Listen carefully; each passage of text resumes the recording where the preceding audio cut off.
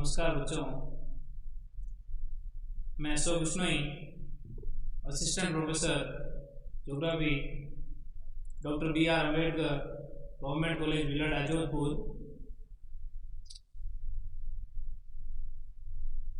बच्चों, आज हम इस क्लास में BA प्रथम वर्ष के भूगोल के पाठ्यक्रम सिलेबस की बात करेंगे। मित्रों, भूगोल विषय में BA प्रथम वर्ष के सिलेबस में 2 पेपर होते हैं। प्रत्येक पेपर 75 अंक का होता है। तो पेपर प्रथम 75 अंक का, पेपर सेकंड 75 का, 75 और 75 के 2 पेपर हो गए। और जो तीसरा पेपर होता है वो होता है अपने प्रैक्टिकल का, प्रायोगिक कार्य का, वो होता है 50 नंबर का। तो 75 प्लस 75 प्लस 50, तो कुल ज्योग्राफी का BA फर्स्ट ईयर में 200 नंबर का आपका योगदान रहेगा 600 नंबर में। तो उनमें हमें 2 पेपर का अध्ययन करना है, जिसमें ज्योग्राफी फर्स्ट और ज्योग्राफी सेकेंड। पेपर फर्स्ट में हम अध्ययन करेंगे भौतिक भूगोल का। पेपर का नाम है फिजिकल बेसिस ऑफ ज्योग्राफी।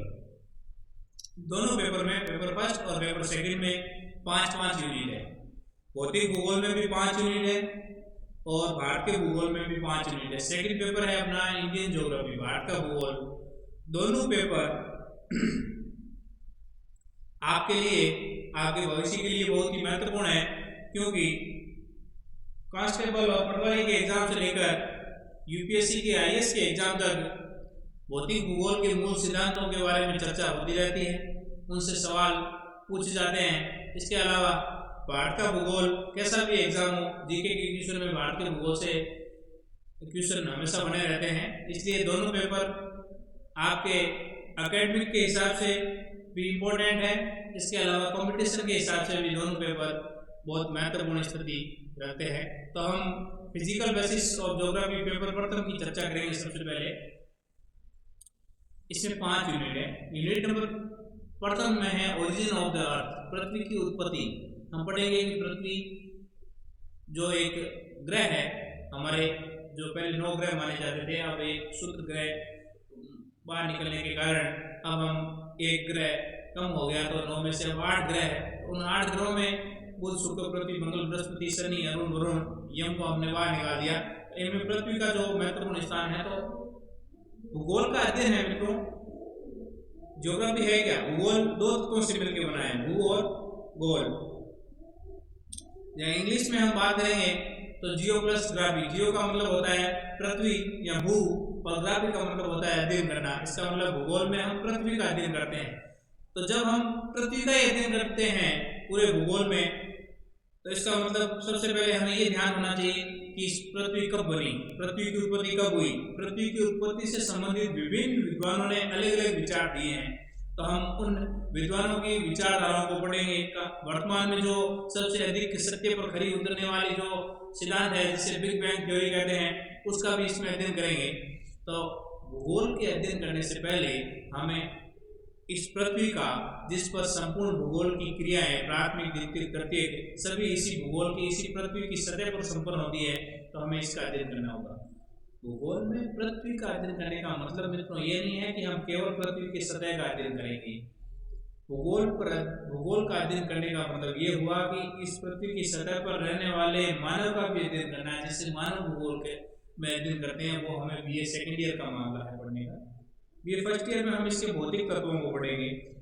ये जो पृथ्वी है, इस पृथ्वी के सतह का अध्ययन करेंगे, पृथ्वी के आंतरिक भाग का अध्ययन करेंगे, और पृथ्वी के चारों तरफ गुरुत्वाकर्षण के कारण जो गैसों का आवरण इसके चारों तरफ घिरा हुआ है, जिसे हम वायुमंडल कहते हैं, इसी वायुमंडल का अध्ययन करेंगे। इस पृथ्वी पर कुछ जगह स्थल भाग है और कुछ जगह जल भाग है। तो स्थल भाग का अध्ययन हम जियोमॉर्फोलॉजी में करेंगे, और जलीय भाग का अध्ययन हम जल मंडल में करेंगे, और वायु के जो तत्व है उनका अध्ययन हम वायुमंडल में करेंगे। तो हम भौतिक भूगोल को मोटे तौर पर 3 भागों में बांट सकते हैं: स्थल मंडल, जल मंडल और वायुमंडल। स्थल मंडल में सबसे पहले आता है पृथ्वी की उत्पत्ति कब हुई, कैसे हुई, पृथ्वी की उत्पत्ति से संबंधित सिद्धांतों का अध्ययन करेंगे। उसके बाद में पृथ्वी की आंतरिक संरचना, पृथ्वी की आंतरिक संरचना मतलब पृथ्वी अंदर से कैसी है, मित्रों जहां पर हम खड़े हैं वहां से यदि हमें पृथ्वी के आर पार दूसरी जगह यदि निकलना हो, जैसे पृथ्वी गोल है तो यदि हम यहाँ से प्रवेश कर रहे हैं और इस जगह निकलना हो तो कितनी दूरी पार करके हम उस साइड से निकल जाएंगे। निकलेंगे तो हम पृथ्वी के केंद्र से होकर गुजरेंगे। तो पृथ्वी का केंद्र है वो पृथ्वी की सतह से 6371 किलोमीटर दूरी पर है। तो इसका मतलब ये गोला भाग हुआ तो इसके केंद्र तक पहुंचने में 6371 और केंद्र से पुनः दूसरे वाली साइड में पहुंचने में 6371 किलोमीटर लगे। इसका मतलब ये हो गया कि मोटे तौर पर हम यूं कह सकते हैं कि 6400 किलोमीटर की पृथ्वी की त्रिज्या है। तो 6400 और 6400 कितना हो गया 12800 किलोमीटर। यदि हम यहाँ से प्रवेश करते हैं तो 12800 किलोमीटर पार करने पर हम पृथ्वी के जस्ट विपरीत दिशा से हम बाहर निकलेंगे। लेकिन ऐसा संभव नहीं है क्योंकि मित्रों पृथ्वी के आंतरिक भाग में जाने पर क्या होता है, गर्मी या तापमान है बहुत अधिक बढ़ता जाता है। इसलिए यदि हम जैसे ही पृथ्वी के अंदर चले जाएंगे तो धीरे धीरे पृथ्वी के अंदर का तापमान अधिक होने लगेगा और हम पिघल जाएंगे। इसलिए पृथ्वी के आंतरिक भागों में प्रत्यक्ष रूप से जाना संभव नहीं है। इसलिए हमने पृथ्वी के आंतरिक स्रोतों की जानकारी के लिए कुछ अप्रत्यक्ष स्रोत जैसे भूकंप है, ज्वालामुखी है, इनका सहारा लेकर हम ये अध्ययन करेंगे कि पृथ्वी का आंतरिक स्रोत, पृथ्वी की आंतरिक संरचनाएं वो कैसी है। इसके बाद में हम समस्थिति आइसोस्टेटिक्स का एक सिद्धांत है उसका अध्ययन करेंगे इसी यूनिट फर्स्ट में। उसके बाद में हम अर्थ के मूवमेंट का अध्ययन करेंगे। पृथ्वी घूमती है तो किस प्रकार से। पृथ्वी में 3 प्रकार की पृथ्वी है वो विभिन्न प्लेटों से मिलकर बनी है। प्लेटों में को हम मोटे तौर पर 7-8 प्रकार की मोटी प्लेटें हैं, उसके बाद में छोटी छोटी प्लेटें हैं। तो इन प्लेटों में 3 प्रकार की गति होती है। एक अभिसारी गति, जब 2 प्लेटें पास पास में आएगी तो अभिसारी, 2 प्लेटें दूर जाएगी तो अपसारी, और 2 प्लेटें पास पास में एक दूसरे के पास से सरकेगी तो उसे समक्षी गति कहते हैं। तो हम इनका अध्ययन करेंगे फॉल्ट और फॉल्ट्स में, उनके विभिन्न प्रकार पढ़ेंगे। फॉल्ट यानी वलन, उसमें अपनति है, अभिनति है, भ्रंश घाटी है, इनका अध्ययन हम यूनिट फर्स्ट में करेंगे। इसके बाद में यूनिट फर्स्ट का जो सबसे अंतिम टॉपिक है वो है चट्टानें और उनका वर्गीकरण। पृथ्वी का जो ऊपरी आवरण है वो चट्टानों से बना हुआ है। तो चट्टानें 3 प्रकार की हैं मोटे तौर पर, जिन्हें हम इग्निस रॉक, आग्नेय रॉक, सेडिमेंट्री अवसादी और मेटामॉर्फिक या काइंथिक रॉक कहते हैं, काइंथिक चट्टान कहते हैं। तो यूनिट फर्स्ट में पृथ्वी की उत्पत्ति से संबंधित सिद्धांत, पृथ्वी के आंतरिक भागों का अध्ययन, समस्थिति का सिद्धांत, पृथ्वी में जो संचलन होता है भू संचलन जिससे वलन और भ्रंश का निर्माण होता है उनका अध्ययन करेंगे, और सबसे अंत में चट्टानें और उनका वर्गीकरण। ये हो गया भौतिक भूगोल के यूनिट फर्स्ट के बारे में। अब हम बात करेंगे यूनिट सेकंड। यूनिट सेकंड में भूकंप और ज्वालामुखी इनका अध्ययन करना है। भूकंप की उत्पत्ति कैसे होती है, दुनिया में भूकंप का विश्व वितरण कौन कौन सी ऐसी जगह है जहाँ पर भूकंप अधिक मात्रा में आते हैं, ज्वालामुखी कितने प्रकार की होती है, ज्वालामुखी से कौन कौन से पदार्थ निकलते हैं, लावा और मैग्मा में क्या फर्क है, ज्वालामुखी से किस प्रकार की संरचनाओं का निर्माण होता है, और विश्व में कौन कौन से ऐसे स्थल है जो ज्वालामुखी से अधिक सक्रिय है जिन्हें हॉट स्पॉट कह सकते हैं अपन, उनका अध्ययन हम यूनिट नंबर 2 में करेंगे। इसके अलावा यूनिट नंबर 2 में हम मेजर लैंडफॉर्म का अध्ययन करेंगे, मुख्य रूप से जो उच्चावच है जिनमें पर्वत, मैदान, पठार और झील। पर्वत, पठार, मैदान और झील, इन उच्चावचों का अध्ययन करेंगे। इनका निर्माण कैसे हुआ, इनके कितने प्रकार है, दुनिया में कौन कौन सी झीलें हैं, कौन कौन से पर्वत है, कौन कौन से पठार है और कौन कौन से मैदान है जो अधिक चर्चित है, तो उनके बारे में अध्ययन हम करेंगे लेसन नंबर यूनिट नंबर 2 में भौतिक भूगोल। फिर हम बात करते हैं यूनिट नंबर 3, वो है ये तीनों यूनिट नंबर 1, 2 और 3 तीनों जियोमॉर्फोलॉजी की है, मतलब स्थल भाग की है। समझ गए मैंने कहा भूगोल, भौतिक भूगोल के 3 अंग हो गए, स्थल, जल और वायु। तो पहली यूनिट भी स्थल भाग की, दूसरी यूनिट भी स्थल भाग और तीसरी भी स्थल भाग की है, जिसमें हम मोटे तौर पर अध्ययन करेंगे अपर्दन का और अनाच्छादन का। आपने सुना होगा वेदरिंग एंड अपक्षय और अपर्दन। वेदरिंग कहते हैं अपक्षय को, डेनुडेशन बोलते हैं, इरोजन बोलते हैं अपर्दन को, वेदरिंग बोलते हैं अपक्षय को। एक और शब्द है जिसे डेनुडेशन कहेंगे वो है अनाच्छादन, जिसमें कि अपक्षय और अपर्दन की संयुक्त क्रिया को हम डेनुडेशन या अनाच्छादन की क्रिया कह सकते हैं। उसके बाद में डेविस महोदय ने सिद्धांत दिया था जिसे नॉर्मल साइकिल ऑफ इरोजन कहते हैं, अपर्दन का सामान्य चक्र। अपर्दन है वो कौन कौन सी अवस्था से होकर गुजरता है, इसके बारे में हम।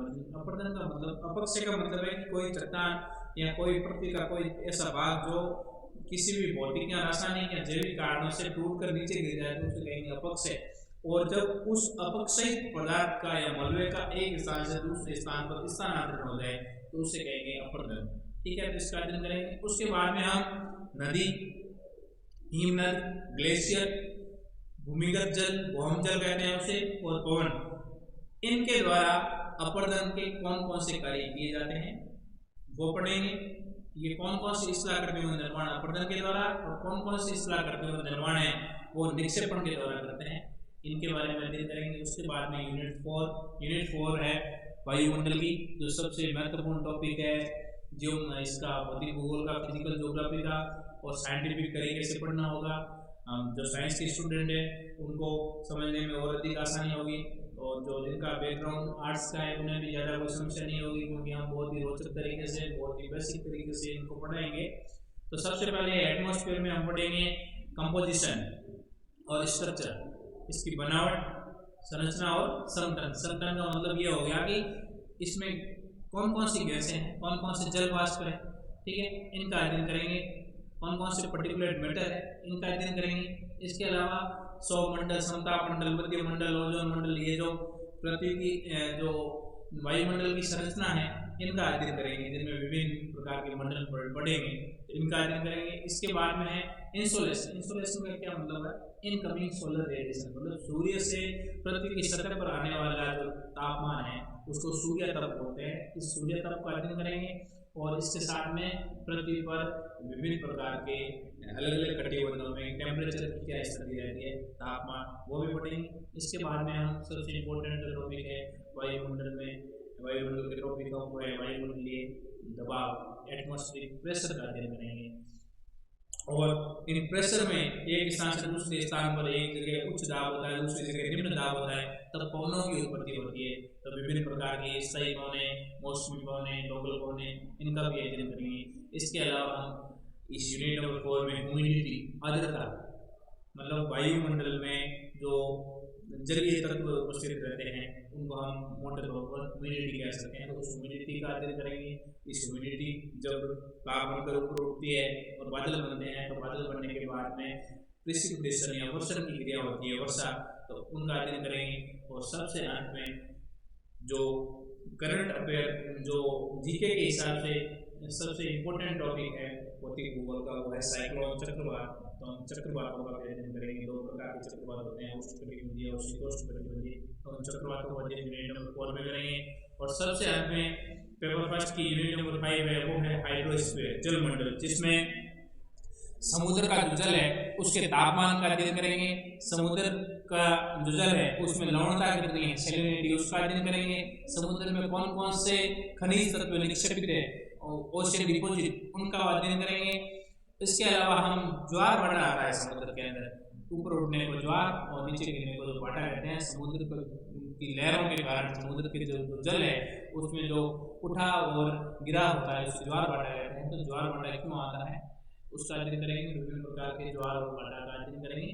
उसके बाद में सबसे अंत में इसमें समुद्री धाराएं, अटलांटिक महासागर में कौन कौन सी ठंडी धाराएं चलती है, कौन सी गर्म धारा चलती है, महासागर में कौन सी ठंडी कौन सी गर्म धारा चलती है, प्रशांत महासागर में कौन सी गर्म और कौन सी ठंडी धारा चलती है, इन धाराओं की उत्पत्ति कैसे होती है, इन धाराओं का क्या क्या प्रभाव है, इनका अध्ययन हम यूनिट फर्स्ट में करेंगे। तो ये जो यूनिट फर्स्ट, सेकंड, थर्ड, तीन तो हो गई जियोमॉर्फोलॉजी की। यूनिट नंबर 4 हो गई अपने इसकी एटमॉस्फेयर वाली, वायुमंडल की, क्लाइमेटोलॉजी की।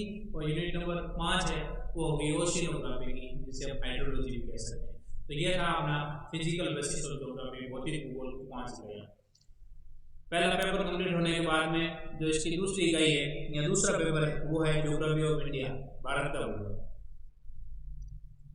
कैसा भी एग्जाम हो राजस्थान का, भारत का, भारत के भूगोल से बहुत प्रकार के एमसीक्यूज, छोटे वाले क्वेश्चन, बड़े वाले क्वेश्चन पूछे जाते हैं। तो भारत के भूगोल को आपको टिप्स पर, मूल्यों पर तैयार कर लेना है। इस हिसाब से तैयार करना है कि आज किसी भी एग्जाम की तैयारी में आपको कह दिया जाए, किसी भी एग्जाम में आपको बैठने का मौका मिले, आप भारत के भूगोल के सवाल हैं वो गलत ना करेंगे। तो भारत के भूगोल में सबसे पहले यूनिट नंबर, वो भारत के भूगोल को भी 5 यूनिट में बांटा गया, unit first, second, third, fourth, 5।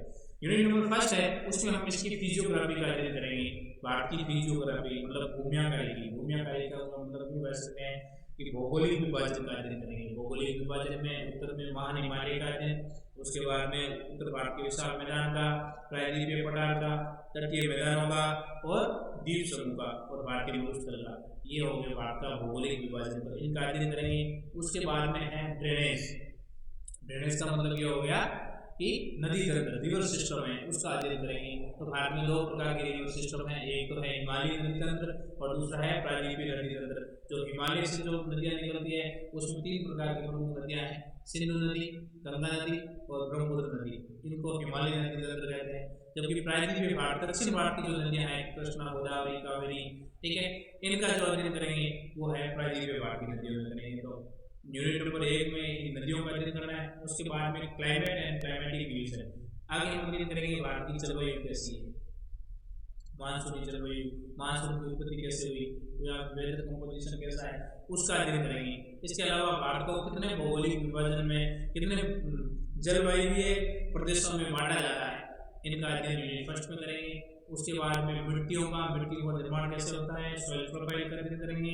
मृदा संरक्षण कैसे किया जा सकता है, मृदा अपरदन के क्या क्या कारण है, भारत में कितने प्रकार की मृदा पाई जाती है, प्रत्येक मृदा की क्या क्या विशेषताएं, प्रत्येक मृदा में कौन कौन सी फसलें अधिक उपयुक्त होती है, मृदा संरक्षण कैसे करेंगे, इन सब का अध्ययन यूनिट नंबर फर्स्ट में करेंगे। उसके बाद में आता है नेचुरल वेजिटेशन, प्राकृतिक वनस्पति।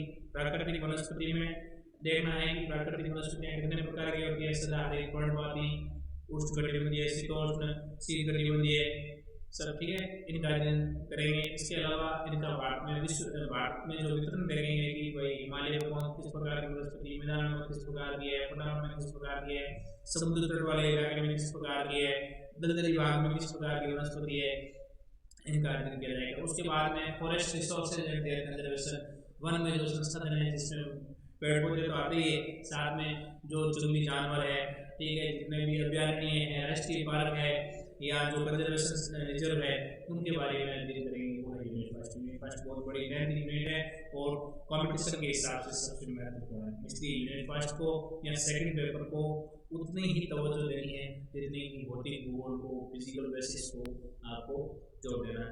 यूनिट नंबर 2 में हम पढ़ेंगे प्रिंसिपल मिनरल्स, मुख्य खनिजों के बारे में, जिसमें लोह, एस्क, मैग्नीज और माइका, जिसे ऑप्टर कहते हैं, इन 3 खनिजों का अध्ययन करना है, लोह, एस्क का, मैग्नीज का और ऑप्टर का। उसके बाद में कोर रिसोर्सेज, जो ऊर्जा संसाधन है, उसमें कोयले से जो ऊर्जा बनती है, कोयले के कितने प्रकार है, कोयले बाद में कोयले का वितरण है वो देखेंगे। पेट्रोलियम, पेट्रोलियम के क्या फायदे हैं, पेट्रोलियम कहाँ से निकाला जाता है। उसके बाद में जल विद्युत, भारत में जल विद्युत के उत्पादन के लिए कौन कौन सी दशाएं अनुकूल है, कहाँ पर जल विद्युत का उत्पादन होता है, इनका अध्ययन हम कोर रिसोर्सेज में करेंगे। इसके बाद में यूनिट नंबर 2 में मेजर इंडस्ट्रीज का अध्ययन करना है, जिसमें मोटे मुख्य उद्योगों का अध्ययन करना है, जिसमें लौह इस्पात उद्योग, कॉटन टेक्सटाइल जिसे हम सूती वस्त्र उद्योग कहते हैं, शुगर, गन्ना उद्योग, सीमेंट उद्योग, पल्प एंड पेपर उद्योग या लुगदी और कागज उद्योग, इनका अध्ययन करेंगे यूनिट नंबर 2 में। तो यूनिट नंबर 1 पूरा हो गया भारत का फिजिकल। यूनिट नंबर 2 में मिनरल, पावर और इंडस्ट्री। इसके बाद में यूनिट नंबर 3 है वो आएगी एग्रीकल्चर से संबंधित सारी, जिसमें हम भारत की मुख्य कृषि की मुख्य विशेषताओं का अध्ययन करेंगे। भारतीय कृषि द्वारा वर्तमान समय में कौन कौन सी समस्याओं का सामना किया जा रहा है, उनका अध्ययन करेंगे। मुख्य फसलों का अध्ययन करेंगे, जिसमें गेहूं है, चावल है, गन्ना है, चाय और कपास, इन 5 क्रॉप्स का अध्ययन करना है। उसके बाद में यूनिट नंबर 3 में सिंचाई के जो साधन हैं, जैसे हैंडपंप है, कुआं है, ट्यूबवेल है, नहर है और तालाब है, तो इनका अध्ययन कि भारतीय किस क्षेत्र में कौन सा इरिगेशन सिस्टम है वो ज़्यादा प्रभावी है और ज़्यादा उपयुक्त है और ज़्यादा चलन में है, तो उनका अध्ययन करेंगे। और मेजर इरिगेशन प्रोजेक्ट है जो भारत के मुख्य बड़े बड़े जो सिंचाई के जो प्रोजेक्ट भारत ने तैयार किए, जिसमें बाबरा नागलमान का अध्ययन करना है और DVC, दामोदर वैली कॉर्पोरेशन है, जो कि अमेरिका की टेनेसी घाटी परियोजना की तर्ज पर बनाई गई थी, तो उसका अध्ययन करेंगे हम DVC का यूनिट नंबर 3 में। तो यूनिट नंबर 3 में एग्रीकल्चर और इरिगेशन के जो प्रोजेक्ट है उनका अध्ययन करेंगे। यूनिट नंबर जो 4 है वो है पॉपुलेशन की, जनसंख्या की। अब हम भारत के भौतिक तत्वों का अध्ययन कर लिया, फिर भारत में रहने वाले लोगों का भी अध्ययन करना है, क्योंकि भारत के भूगोल में भारत के लोग भी सम्मिलित है, क्योंकि मानव भी क्या है, एक संसाधन है। इसलिए हमें मानव भूगोल, भारत भूगोल में मानव भूगोल का जो तत्व है जिसमें जनसंख्या वृद्धि, भारत में जनसंख्या का वितरण, जनसंख्या घनत्व, इनका अध्ययन करना है। इसके अलावा यूनिट नंबर 4 में परिवहन का अध्ययन करना है। परिवहन के जो साधन है, सड़क परिवहन, रेल परिवहन, वायु परिवहन, प्रमुख बंदरगाह, प्रमुख हवाई अड्डे, इनका अध्ययन करना है। इसके अलावा यूनिट नंबर 4 में हम पढ़ेंगे भारत का विश्व से कौन कौन सा व्यापार होता है, किन वस्तुओं का भारत आयात करता है, किन वस्तुओं का निर्यात करता है, प्रमुख आयातक देश मतलब जिनसे भारत आयात करता है, और वे देश जो कि जहाँ पर भारत ज़्यादा निर्यात करता है तो वो निर्यात वाले जो हब और आयात वाले हब है उनका अध्ययन करेंगे। और वर्तमान में विश्व व्यापार की किस प्रकार की प्रवृत्तियाँ हैं, भारत व्यापार में या इंटरनेशनल ट्रेड में डेफिसिट में है या सरप्लस में है, घाटे में है, या अभी हमारे पास में सरप्लस है, आदि है, उन सब का अध्ययन हम यूनिट नंबर 4 में करेंगे। और सबसे अंत में है हमारा यूनिट नंबर 5। यूनिट नंबर 5 में हमें 4 प्रदेशों का अध्ययन करना है, जिसमें पहला है कश्मीर घाटी का प्रादेशिक भूगोल पढ़ना है, कश्मीर की डिटेल स्टडी करनी है। उसके बाद में छोटा नागपुर पठार की डिटेल स्टडी करनी है। मालाबार जो तटीय रीजन है उसकी, मालाबार कहाँ पर है, केरल के पास वाला, कोरोमंडल का है तमिलनाडु की तरफ वाला, तो मालाबार का अध्ययन करना है, मतलब केरल का जो तटीय भाग है उसका अध्ययन करना है। और मध्य गंगा का जो मैदान है उसका, मिडिल गंगेटिक प्लेन है उसका अध्ययन करना है। ये होगा यूनिट नंबर 5। तो unit number geography of India में 5 यूनिट है, ये भी 75 नंबर की होगी। इसके बाद में जो 50 नंबर का है वो हमने प्रैक्टिकल गाड़ी है, उसमें स्केल पढ़ेंगे, मापनी कितने प्रकार की होती है, प्लेन, कंपैरेटिव, टाइम और डायगोनल, तो इन मापनियों का स्केल का अध्ययन करेंगे। फिर किसी भी मैप को स्क्वायर मेथड से बड़ा करना और छोटा करना वो पढ़ेंगे। Method of enlargement and reduction of maps with square method, ये हम यूनिट नंबर 1 में अध्ययन करेंगे प्रैक्टिकल ज्योग्राफी में। फिर नॉलेज, जो दूसरी यूनिट है उसमें knowledge and use of metrological instrument, जो मौसमी उपकरण है जिसमें थर्मोमीटर तापमान मापने के लिए, ताप मापने के लिए कौन कौन से यंत्र यूज किए जाते हैं, तो एक पढ़ेंगे इसमें maximum and minimum thermometer, thermograph, graph मतलब वह ग्राफ जिसको थर्मोमीटर द्वारा अंकन किया जाता है उसे थर्मोग्राफ कहेंगे। स्टीवंस स्क्रीन है, ये भी ताप मापी है। एनोलॉइड बैरोमीटर जो दाब मापने का है, बैरोग्राफ जिस पर हम वायु दाब का अंकन करेंगे। रेन गेज वर्षा मापी, विंड वेन पवन का वेग मापने के लिए, पवन की दिशा मापने के लिए anemometer, dry and wet bulb thermometer, और इन सब का अध्ययन करेंगे। इसके अलावा जनवरी और जुलाई महीने के भारत के जो मौसमी मानचित्र है उनका अध्ययन करेंगे, उनका इंटरप्रिटेशन करेंगे, वो करेंगे हम यूनिट नंबर 2 में। फिर यूनिट नंबर 3 में हम करेंगे अध्ययन क्लाइमेटिक ग्राफ का, मतलब जलवायुवीय जो ग्राफ है उनका अध्ययन करेंगे, जिसमें मैक्सिमम, मिनिमम और मीन टेम्परेचर पढ़ेंगे, मंथली रेनफॉल पढ़ेंगे, मंथली टेम्परेचर, रेनफॉल और रिलेटिव ह्यूमिडिटी ये पढ़ेंगे, रेनफॉल वेरिएबिलिटी पढ़ेंगे, रेनफॉल का हिस्टोग्राम पढ़ेंगे, हिडरोग्राफ पढ़ेंगे, क्लाइमोग्राफ पढ़ेंगे और विंड रोज डायग्राम पढ़ेंगे। ये है यूनिट नंबर 3 में। और सबसे लास्ट में जो अपना सर्वे है फर्स्ट ईयर में वो है जरीब और पीटस सर्वे, जिसे चेन एंड टैप सर्वे कहा जाता है। तो इस चेन और टैप सर्वे का अध्ययन भी हम किसमें करेंगे, यूनिट नंबर 4 में। तो ये प्रैक्टिकल ज्योग्राफी की 4 यूनिट है, जिसमें एक सर्वे का पोर्शन है, बाकी 3 हमें क्लास के अंदर पढ़ना पड़ेगा, जो सैद्धांतिक पोर्शन हो गया और एक प्रैक्टिकल का पोर्शन हो गया। तो 75 और 50, तो ये हमने 200 नंबर का हो गया। तो बीए फर्स्ट ईयर में पहला भौतिक भूगोल, दूसरा मानव भारत का भूगोल और तीसरा प्रायोगिक भूगोल है। तो मित्रों 8 तारीख से यदि सरकार का आदेश आता है और ऑफलाइन क्लासेस शुरू होती है तब तो बेहतर है, नहीं तो मैं इस प्लेटफॉर्म के माध्यम से, व्हाट्सएप ग्रुप के माध्यम से आप तक वीडियो बनाकर भेजता रहूँगा। आपको तल्लीनता से मस्त होकर आराम से घर बैठकर इन वीडियो को देखना है और अपने नोट्स बनाने हैं। ठीक है, ओके, थैंक यू।